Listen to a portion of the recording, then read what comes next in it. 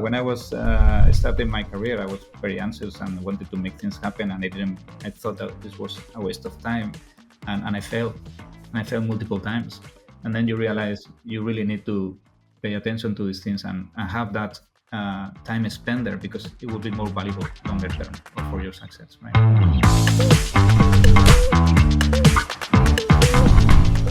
How do you balance the agitation that an innovator typically feels trying to get something done with the patience required to be deliberate and thoughtful about getting people on side? Like, do you have even if it's not a framework, do you have an approach? Right. Yes, age. As you age, you become more patient. Get older. Oh, okay. That actually makes me feel a lot better. It's a side effect of my, receding hairline.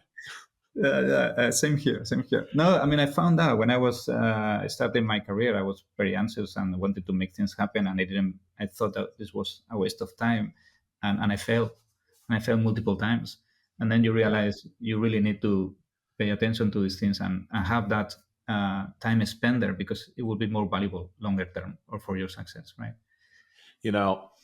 For what it's worth, I haven't talked about this a lot kind of publicly, but it's not secret. But we all have these moments where we look back on our career and we think through, oh, I really messed that up, right? I really, really screwed up. And, I've got a couple, but for sure, I think one of the biggest balls that I ever dropped on a very major project at a multinational was not being incredibly deliberate about spending a lot of time engaging way more people than I ever would have wanted to or should have wanted to on the mission and why it was relevant to them, right?